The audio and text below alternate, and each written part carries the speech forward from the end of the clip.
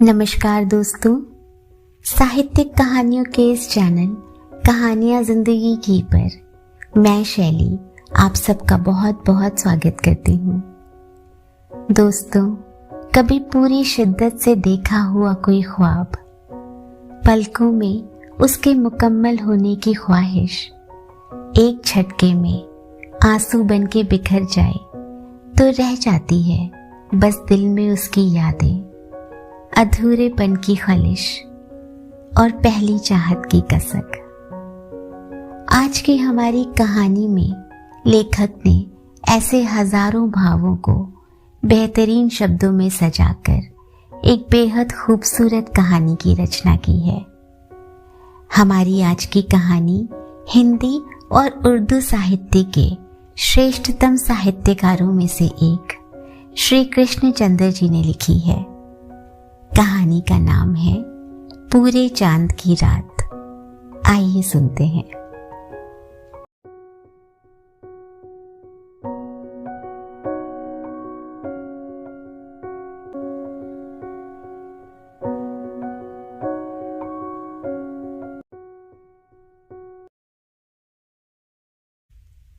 अप्रैल का महीना था। बादाम की डालियां फूलों से लद गई थीं और हवा में बर्फीली खुनकी के बावजूद बहार की लताफत आ गई थी।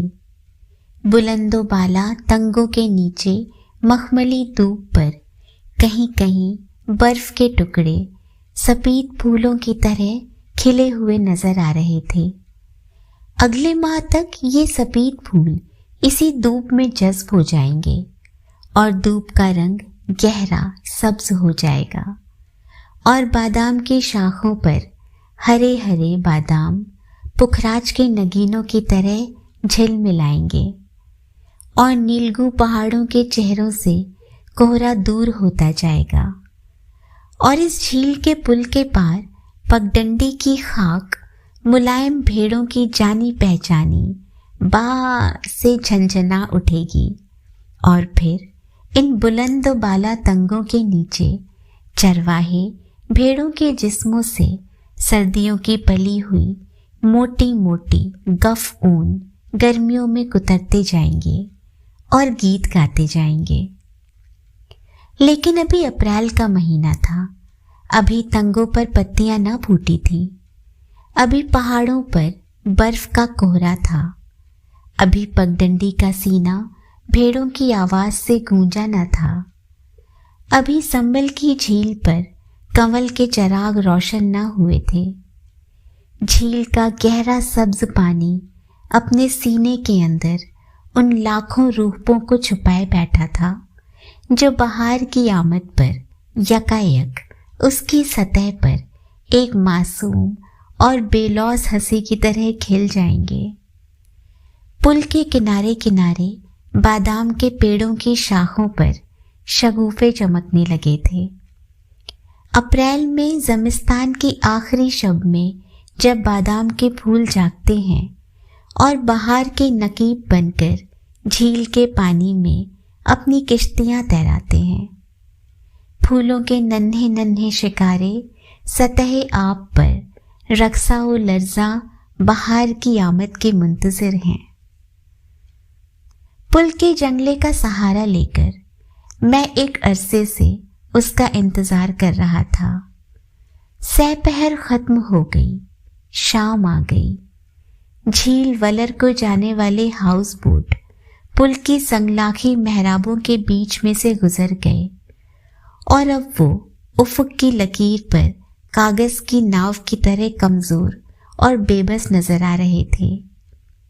शाम का किरमजी रंग आसमान के इस किनारे से उस किनारे तक फैलता गया और किरमजी से सुरमई और सुरमई से स्याह होता गया। हत्ता कि बादाम के पेड़ों की कतार की ओट में पगडंडी भी सो गई और फिर रात के सन्नाटे में पहला तारा किसी मुसाफिर के गीत की तरह चमक उठा। हवा की खुनकी तेज तर होती गई और नथने उसके बर्फीले लम्स से सुन्न हो गए। और फिर चांद निकल आया और फिर वो आ गई, तेज तेज कदमों से चलती हुई, बल्कि पगडंडी के ढलान पर दौड़ती हुई वो बिल्कुल मेरे करीब आके रुक गई। उसने आहिस्ता से कहा, हाय। उसकी सांस तेजी से चल रही थी, फिर रुक जाती, फिर तेजी से चलने लगती। उसने मेरे शाने को अपनी उंगलियों से छुआ और फिर अपना सर वहां रख दिया और उसके गहरे सियाह बालों का परेशान घना जंगल दूर तक मेरी रूह के अंदर फैलता चला गया। और मैंने उससे कहा, सहपहर से तुम्हारा इंतजार कर रहा हूं। उसने हंसकर कहा, अब रात हो गई है, बड़ी अच्छी रात है। उसने अपना कमजोर नन्हा छोटा सा हाथ मेरे दूसरे शाने पर रख दिया और जैसे बादाम के फूलों से भरी शाख झुककर मेरे कंधे पर सो गई। देर तक वो खामोश रही, देर तक मैं खामोश रहा। फिर वो आप ही आप हंसी, बोली, अब्बा मेरे पगडंडी के मोड़ तक मेरे साथ आए थे क्योंकि मैंने कहा मुझे डर लगता है। आज मुझे अपनी सहेली रज्जो के घर सोना है। सोना नहीं, जागना है, क्योंकि बादाम के पहले शगुफों की खुशी में हम सब सहेलियां रात भर जागेंगी और गीत गाएंगी। और मैं तो सहपहर से तैयारी कर रही थी इधर आने की, लेकिन धान साफ करना था और कपड़ों का ये जोड़ा जो कल धोया था आज सूखा न था। उसे आग पर सुखाया और अम्मा जंगल से लकड़ियां चुनने गई थी। वो अभी आई न थी और जब तक वो ना आती मैं मक्की के भुट्टे और खुश्क खुबानियां और जरवालो तुम्हारे लिए कैसे ला सकती हूँ। देखो ये सब लाई हूँ तुम्हारे लिए। हाय, तुम सचमुच खफा खड़े हो। मेरी तरफ देखो, मैं आ गई हूँ। आज पूरे चांद की रात है। आओ किनारे लगी हुई कश्ती खोलें और झील की सैर करें। उसने मेरी आंखों में देखा और मैंने उसकी मोहब्बत और हैरत में गुम पुतलियों को देखा, जिनमें उस वक्त चांद चमक रहा था और ये चांद मुझसे कह रहा था, जाओ कश्ती खोल के झील के पानी पर सैर करो। आज बादाम के पीले शगुफों का मुसर्रत भरा त्योहार है। आज उसने तुम्हारे लिए अपनी सहेलियों, अपने अब्बा, अपनी नन्ही बहन और अपने बड़े भाई सबको फरेब में रखा है, क्योंकि आज पूरे चांद की रात है और बादाम के सफेद खुश्क शगुफे बर्फ के गालों की तरह चारों तरफ फैले हुए हैं और कश्मीर के गीत उसकी छातियों में बच्चे के दूध की तरह उमड़ आए हैं। उसकी गर्दन में तुमने मोतियों की ये सतलड़ी देखी, ये सुर्ख सतलड़ी उसके गले में डाल दी और उससे कहा, तो आज रात भर जागेगी। आज कश्मीर की बहार की पहली रात है। आज तेरे गले में कश्मीर के गीत यूं खिलेंगे जैसे चांदनी रात में जाफरान के फूल खिलते हैं। ये सुर्ख सतलड़ी पहन ले। चांद ने ये सब कुछ उसकी हैरान पुतलियों से झांक के देखा। फिर यकायक कहीं किसी पेड़ पर एक बुलबुल नागुमासरा हो उठी और कश्तियों में चिराग झिलमिलाने लगे और तंगों से परे बस्ती में गीतों की मध्यम सदा बुलंद हुई। गीत और बच्चों के कहकहे और मर्दों की भारी आवाजें और नन्हे बच्चों के रोने की मीठी सदाएं और छतों से जिंदगी का आहिस्ता आहिस्ता सुलगता हुआ धुआं और शाम के खाने की महक, मछली और भात और कड़म के साग का नरम नमकीन और लतीफ जायका और पूरे चांद की रात का बहार आफरी जोबन। मेरा गुस्सा धुल गया मैंने उसका हाथ अपने हाथ में लिया और उससे कहा, आओ चलें झील पर। पुल गुजर गया, पगडंडी गुजर गई, बादाम के दरख्तों की कतार खत्म हो गई, तल्ला गुजर गया। अब हम झील के किनारे किनारे चल रहे थे। झाड़ियों में मेंढक बोल रहे थे। मेंढक और झींगर और बीनड़े, उनकी बेहंगम सदाओं का शोर भी एक नगमा बन गया था। एक ख्वाब नाक सिम्फनी और सोई हुई झील के बीच में चांद की कश्ती खड़ी थी। साकिन चुपचाप मोहब्बत के इंतजार में हजारों साल से इसी तरह खड़ी थी, मेरी और उसकी मोहब्बत की मुंतजिर, तुम्हारी और तुम्हारे महबूब की मुस्कुराहट की मुंतजिर, इंसान के इंसान को चाहने की आरज़ू की मुंतजिर। ये पूरे चांद की हसीन पाकीज़ा रात किसी कुंवारी के बेछुए जिस्म की तरह मोहब्बत के मुकद्दस लम्स की मुंतजिर है। कश्ती खुबानी के एक पेड़ से बंधी थी जो बिल्कुल झील के किनारे उगा था। यहाँ पर जमीन बहुत नर्म थी और चांदनी पत्तों की ओट से छनती हुई आ रही थी और मेंढक हौले हौले गा रहे थे और झील का पानी बार बार किनारे को चूमता जाता था और उसके चूमने की सदा बार बार हमारे कानों में आ रही थी। मैंने दोनों हाथ उसकी कमर में डाल दिए और उसे जोर जोर से अपने सीने से लगा लिया।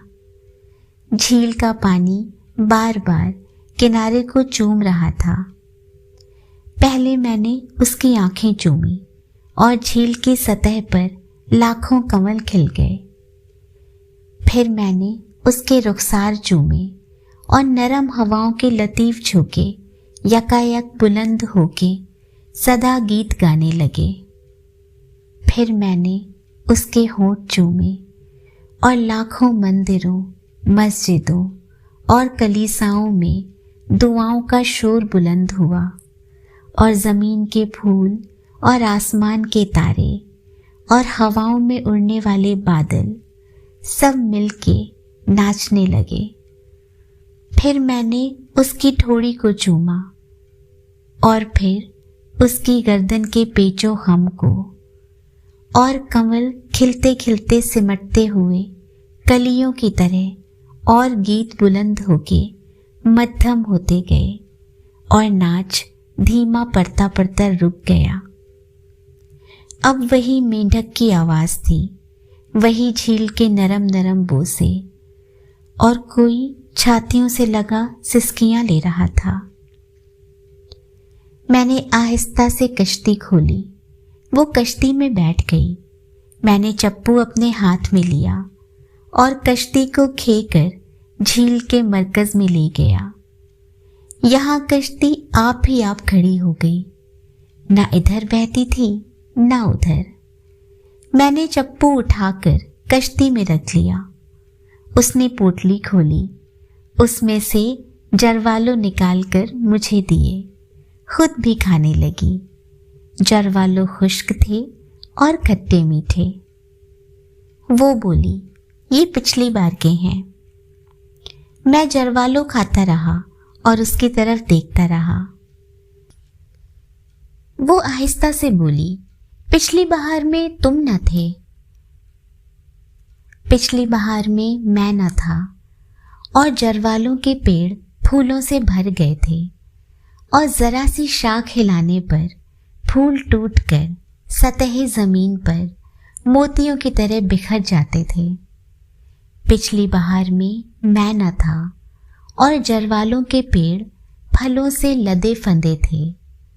सब्ज सब्ज जरवालों, सख्त खट्टे जरवालों जो नमक मिर्च लगा के खाए जाते थे और ज़बान सी सी करती थी और नाक बहने लगती थी और फिर भी खट्टे जरवालों खाए जाते थे। पिछली बहार में मैं न था और ये सब्ज सब्ज जरवालों पक के पीले और सुनहरे और सुर्ख होते गए और डाल डाल में मुसर्रत के सुर्ख शगुफे झूम रहे थे और मुसर्रत भरी आंखें, चमकती हुई मासूम आंखें उन्हें झूमता हुआ देखकर रक्स सा करने लगती। पिछली बहार में मैं न था और सुर्ख सुर्ख जरवालों खूबसूरत हाथों ने इकट्ठे कर लिए। खूबसूरत लबों ने उनका ताज़ा रस चूसा और उन्हें अपने घर की छत पर ले जाकर सूखने के लिए रख दिया कि जब ये जरवालों सूख जाएंगे तब एक बहार गुजर जाएगी और दूसरी बहार आने को होगी तो मैं आऊँगा और उनकी लज्जत से लुत्फ अंदोज हो सकूँगा। जरवालों खाके हमने खुश्क खुबानियाँ खाई। खुबानियाँ पहले तो बहुत मीठी मालूम ना होती, मगर जब दहन के लुआब में घुल जाती तो शहदो शक्कर का मज़ा देने लगती। नर्म नर्म बहुत मीठी है ये, मैंने कहा। उसने एक गुठली को दांतों से तोड़ा और खुबानी का बीज निकाल के मुझे दिया। खाओ। बीज बादाम की तरह मीठा था। ऐसी खुबानियाँ मैंने कभी नहीं खाई। उसने कहा, ये हमारे आंगन का पेड़ है। हमारे यहाँ खुबानी का एक ही पेड़ है, मगर इतनी बड़ी और सुर्ख और मीठी खुबानियाँ होती हैं उसकी कि मैं क्या कहूँ। जब खुबानियाँ पक जाती हैं तो मेरी सारी सहेलियाँ इकट्ठी हो जाती हैं और खुबानियाँ खिलाने को कहती हैं। पिछली बहार में, और मैंने सोचा, पिछली बहार में मैं न था, मगर खुबानी का पेड़ आंगन में इसी तरह खड़ा था। पिछली बहार में वो नाजुक नाजुक पत्तों से भर गया था। फिर उनमें कच्ची खुबानियों के सब्ज और नुकीले फल लगे थे। अभी इन खुबानियों में गुठली पैदा न हुई थी और ये कच्चे खट्टे फल दोपहर के खाने के साथ चटनी का काम देते थे। पिछली बहार में मैं न था और फिर इन खुबानियों में गुठलियाँ पैदा हो गई थीं और खुबानियों का रंग हल्का सुनहरा होने लगा था और गुठलियों के अंदर नरम नरम बीज अपने जायके में सब्ज बादामों को भी मात करते थे। पिछली बहार में मैं न था और ये सुर्ख सुर्ख खुबानियाँ जो अपनी रंगत में कश्मीरी दोशीज़ाओं की तरह सभी थीं और ऐसे ही रसदार, सब्ज सब्ज पत्तों के झूमरों से झांकती नजर आती थी। फिर अल्हड़ लड़कियां आंगन में नाचने लगती और छोटा भाई दरख्त के ऊपर चढ़ गया और खुबानियां तोड़ तोड़ कर अपनी बहन की सहेलियों के लिए फेंकता गया। कितनी मीठी थी वो पिछली बहार की रस भरी खुबानियां जब मैं न था। खुबानियां खा के उसने मकई का भुट्टा निकाला। ऐसी सोंधी सोंधी खुशबू थी, सुनहरा सेका हुआ भुट्टा और करकड़े दाने साफ शफाक मोतियों की सी जिला लिए हुए और जायके में बेहद शीरी। वो बोली, ये मिस्री मकई के भुट्टे हैं, बेहद मीठे, मैंने भुट्टा खाते हुए कहा। वो बोली, पिछली फसल के रखे थे घड़ों में छिपा के, अम्मा की आंख से ओझल। मैंने भुट्टा एक जगह से खाया, दानों की चंद कतारें रहने दे। फिर उसने उसी जगह से खाया और दानों की चंद कतारें मेरे लिए रहने दे, जिन्हें मैं खाने लगा। और इस तरह हम दोनों एक ही भुट्टे से खाते गए। और मैंने सोचा, ये मिस्री मकई के भुट्टे कितने मीठे हैं, ये पिछली फसल के भुट्टे, जब तू थी लेकिन मैं न था, जब तेरे बाप ने हल चलाया था खेतों में, गोड़ी की थी, बीज बोए थे, बादलों ने पानी दिया था, जमीन ने सब्ज सब्ज रंग के छोटे छोटे पौधे उगाए थे जिनमें तूने निलाई की थी। फिर पौधे बड़े हो गए, और उनके सरों पर सरियां निकल आई थीं और हवा में झूमने लगी थी। और तू मकई के पौधों पर हरे हरे भुट्टे देखने जाती थी जब मैं न था। लेकिन भुट्टों के अंदर दाने पैदा हो रहे थे, दूध भरे दाने, जिनकी नाजुक जिल्द के ऊपर अगर जरा सा भी नाखून लग जाए तो दूध बाहर निकल आता है। ऐसे नर्म व नाजुक भुट्टे इस धरती ने उगाए थे और मैं न था। और फिर ये भुट्टे जवान और तवाना हो गए और उनका रस पुख्ता हो गया, पुख्ता और सख्त। अब नाखून लगाने से कुछ ना होता था, अपने नाखून ही के टूटने का एहतिमाल था। भुट्टों की मूछें जो पहले पीली थी अब सुनहरी और आखिर में स्याही माइल होती गई। मकई के भुट्टों का रंग जमीन की तरह भूरा होता गया। मैं जब भी ना आया था और फिर खेतों में खलिहान लगे और खलिहानों में बैल चले और भुट्टों से दाने अलग हो गए और तूने अपनी सहेलियों के साथ मोहब्बत के गीत गाए और थोड़े से भुट्टे छुपा के और सेक के अलग रख दिए। जब मैं न था, धरती थी, तख्लीक थी, मोहब्बत के गीत थे, आग पर सेके हुए भुट्टे थे, लेकिन मैं न था। मैंने मुसर्रत से उसकी तरफ देखा और कहा, आज पूरे चांद की रात को जैसे हर बात पूरी हो गई है। कल तक पूरी न थी, आज पूरी है।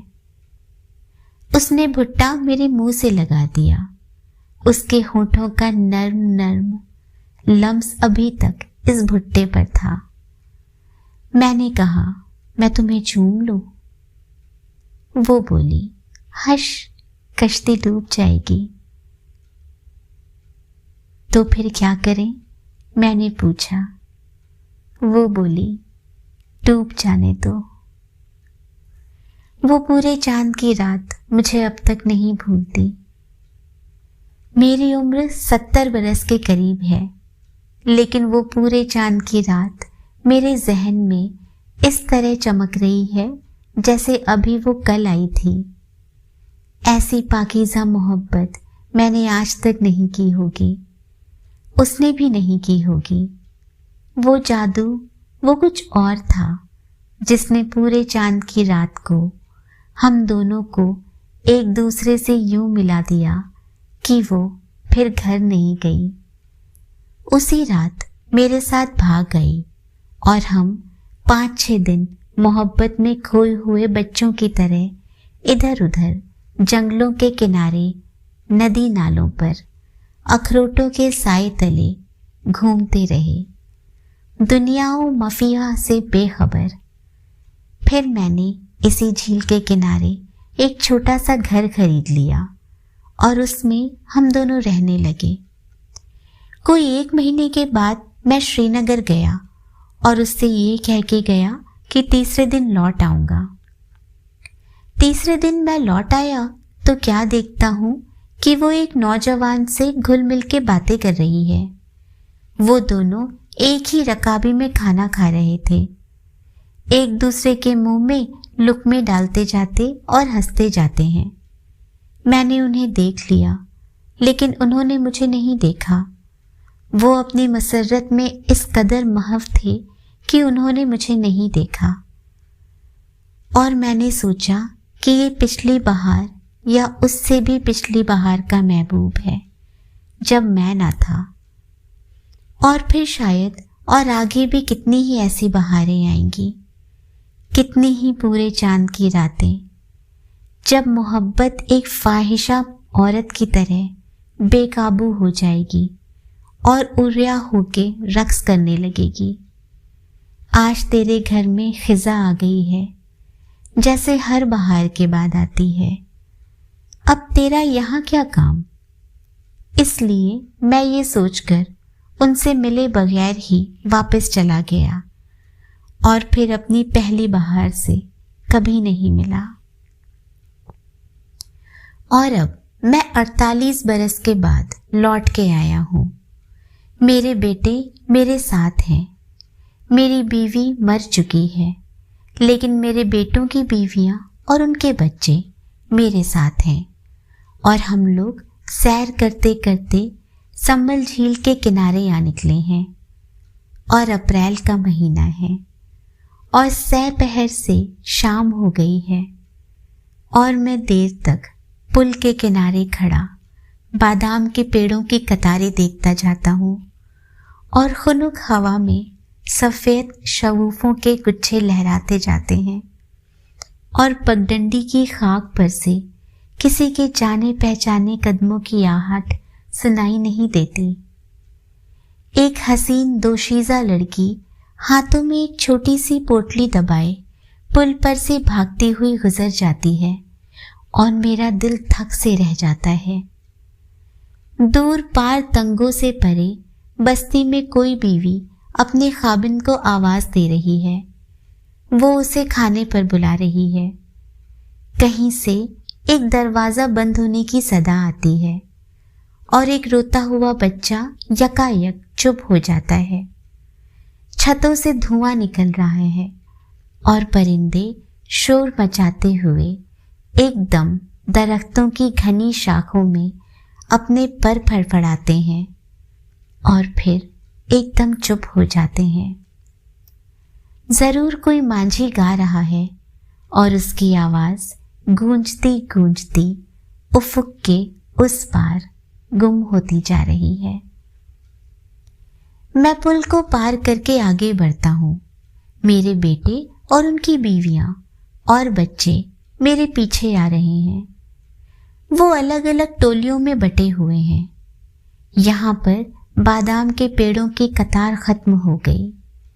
तल्ला भी खत्म हो गया। झील का किनारा है। ये खुबानी का दरख्त है, लेकिन कितना बड़ा हो गया है। मगर कश्ती, ये कश्ती है, मगर क्या ये वही कश्ती है?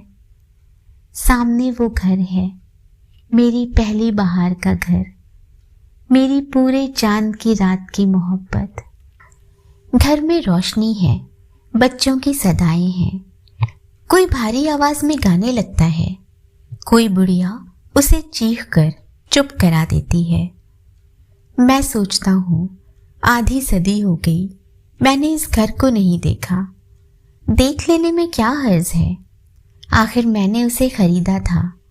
देखा जाए तो मैं अभी तक उसका मालिक हूँ। देख लेने में हर्ज ही क्या है? मैं घर के अंदर चला जाता हूँ। बड़े अच्छे प्यारे बच्चे हैं। एक जवान औरत अपने खाविंद के लिए रकाबी में खाना रख रही थी। मुझे देखकर ठिठक जाती है। 2 बच्चे लड़ रहे थे। मुझे देखकर हैरत से चुप हो जाते हैं। बुढ़िया जो अभी गुस्से में डांट रही थी, थम के पास आके खड़ी हो जाती है। कहती है, कौन हो तुम? मैंने कहा, ये घर मेरा है। वो बोली, तुम्हारे बाप का है?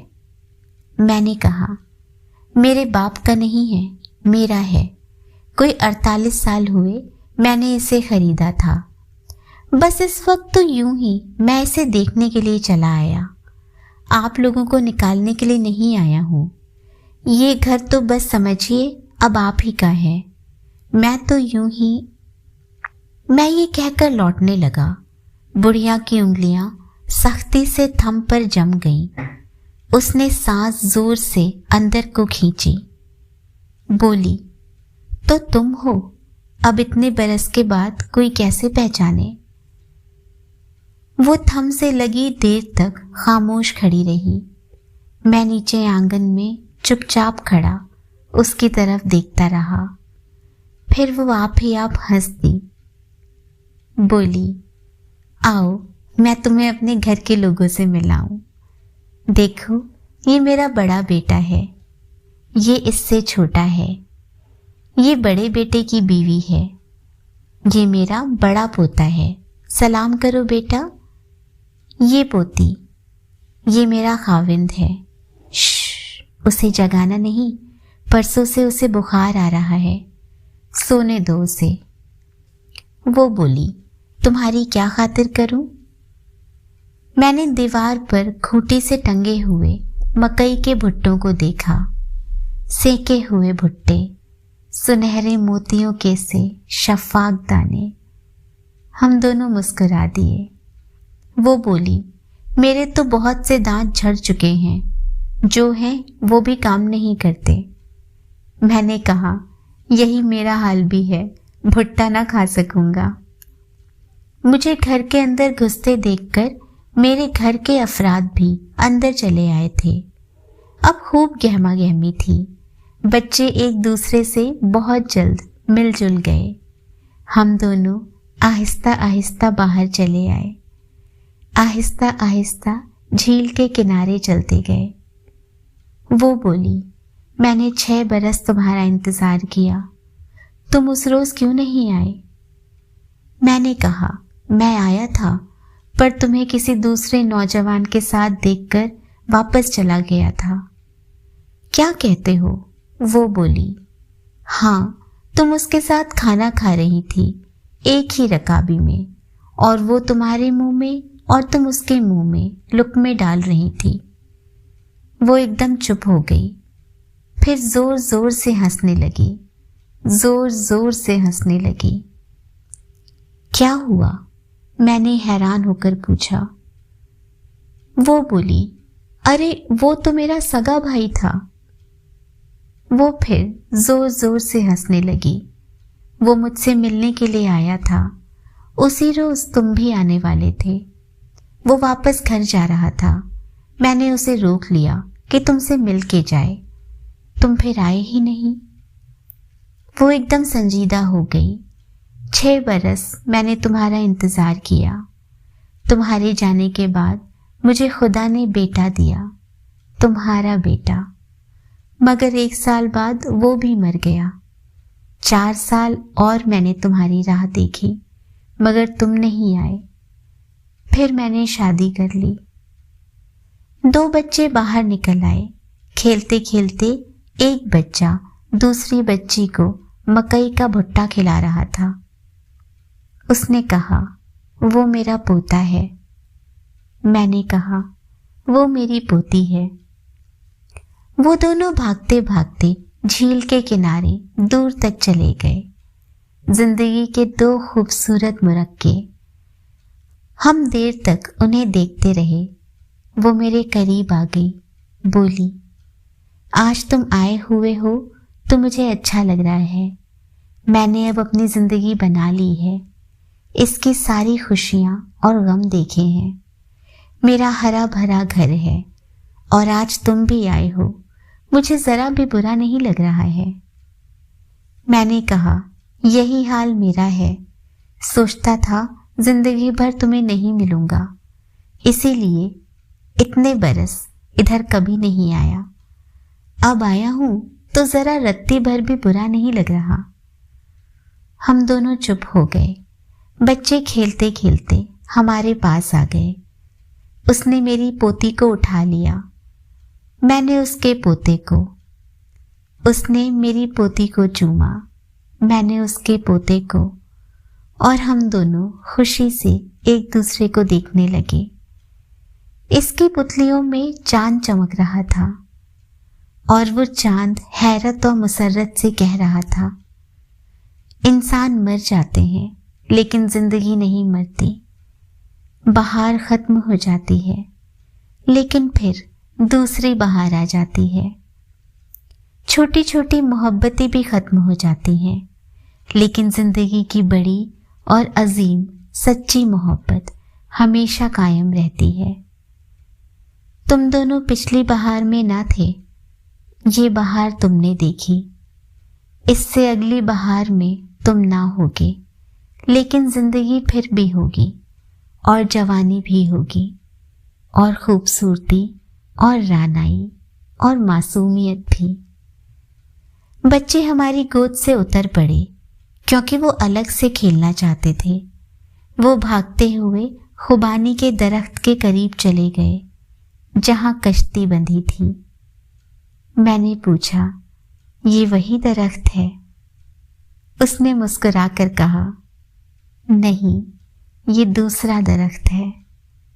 पहली मोहब्बत, बिछोह और फिर यूं ही चलती जिंदगी से बंधी ये कहानी यहाँ खत्म हुई। कहानी का उपसंहार जिंदगी के सहज रूप से चलते रहने पर एक गहरा संदेश दे गया। इसी बेहद खूबसूरत कहानी के साथ अब चलती हूँ। बहुत जल्द फिर मिलूंगी एक नई कहानी और बहुत से खूबसूरत किरदारों के साथ। तब तक अपना और अपनों का बहुत सा ख्याल रखें। अब तक ना किया हो तो चैनल को सब्सक्राइब ज़रूर करें। पसंद आए तो कहानी को लाइक एंड शेयर करें। कहानी से संबंधित प्रतिक्रिया हमें कमेंट बॉक्स में लिखकर ज़रूर बताएं। स्वस्थ रहें, सुरक्षित रहें, खुश रहें। नमस्कार।